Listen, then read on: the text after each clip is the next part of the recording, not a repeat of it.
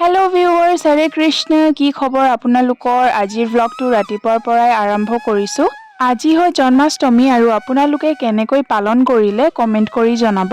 ইমান যে চুকাৰত দিছে, বাহিৰলৈ নোলাওঁ বুলি ভাবিলেও ওলাব লগা হৈয়ে যায়। এতিয়া মই যাওঁ দোকানলৈ, গধূলি কাৰণে ধূপ চাকি যি যেনেকৈ লাগে লৈ আহোঁ। গধূলি আকৌ নামঘৰলৈও যাব লাগিব আৰু লৰালৰিও হ'ব। বস্তু লোৱা হৈ গ'ল, এইবাৰ ঘৰলৈ গৈ আছোঁ। আৰু এইবাৰ গা চা ধুই আজৰি হৈ মন্দিৰলৈ যাব ওলাইছোঁ আৰু ঘৰতো পূজা কৰা হৈ গ'ল। এতিয়া মই গৈ আছোঁ ওচৰৰ মন্দিৰলৈ। আজি হৈছে সোমবাৰ আৰু প্ৰত্যেক সোমবাৰে মই এই মন্দিৰলৈ আহোঁ। ভাত পানী খাই আজৰি, এতিয়া বাজিছে প্ৰায় 4টা। মোৰ আকৌ পুচকা খাবলৈ মন যোৱাত মই ঘৰৰে গোল নেমু এটা ছিঙি লৈছোঁ। টেঙা পানী বনাব লাগিব নহয়।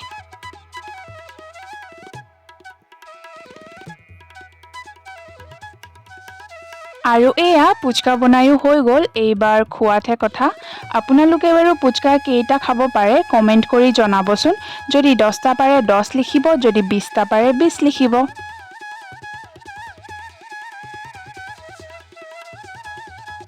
আৰু এতিয়া গধূলিও হৈ পৰিছে আৰু ময়ো গা ধুই আজৰি হ'লোঁ। অলপ পাছতেই নামঘৰলৈ বুলি ওলাব লাগিব। আজি এইযোৰকে পিন্ধিম বুলি ভাবিছোঁ। এতিয়া মই ৰেডি হ'ব লৈছোঁ আৰু ভাদ মাহৰ আজি প্ৰথমবাৰ মই নামঘৰলৈ যাব ওলাইছোঁ।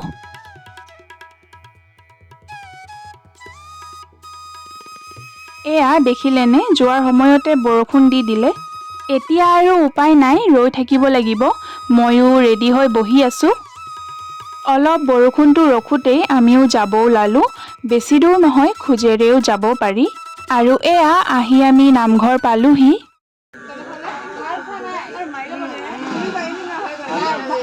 কৈ দিয়া কিবা এটা।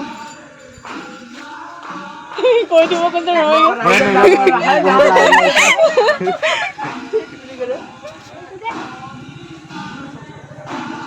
তুমি ক'বা নেকি কিবা এটা? মই ভিতৰৰ পৰা আহোঁ। ৰ না।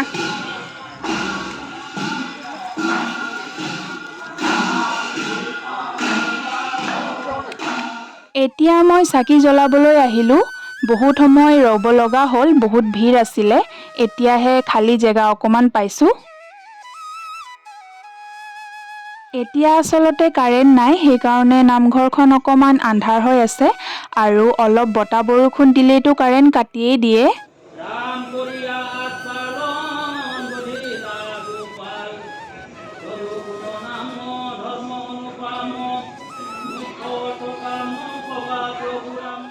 এইবাৰ আমি দুজনী ইয়াতে বহি আছোঁ। আৰু সেয়া দূৰত দেখিছে খুৰী কেইজনীয়ে শাক চব্জি কিবা কাটি আছে আৰু এইফালে তামোল কাটি আছে আৰু লগতে আমিও বহি আছোঁ।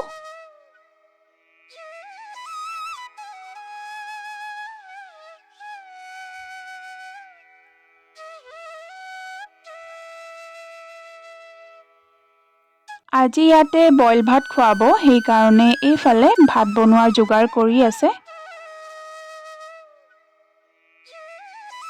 আৰু এয়া দেখিছেনে, সকলোৱে চাহ খাই আছে আৰু আমিও চাহ খাব লৈছোঁ।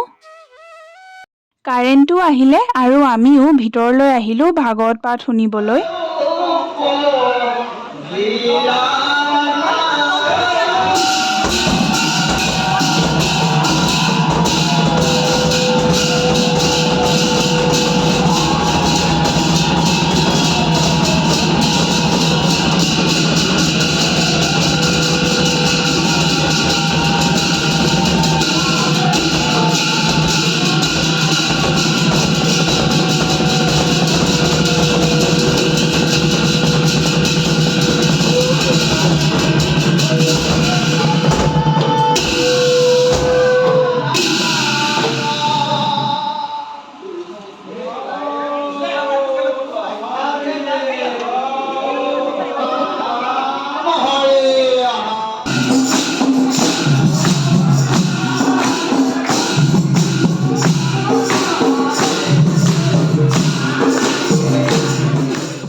এতিয়া লাহেকৈ ভাত খোৱা সময় হৈ পৰিছে আৰু সকলোৱে লগতে বহি ভাত খাইছোঁ।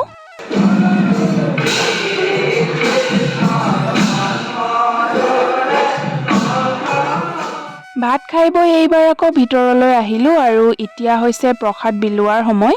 খুৰাহঁতে প্ৰসাদ আৰু মিঠৈ বিলাই আছে, ময়ো ভাগ এটা ল'লোঁ। আৰু কৃষ্ণ জন্মাষ্টমী বুলি ক'লে মিঠৈটোৱেই মেইন, নহয় জানো? ইয়াৰ পাছতেই আমিও ঘৰলৈ বুলি আহিলোঁ আৰু আজিলৈ ইমানেই এণ্ড থেংকছ ফৰ ৱাচিং।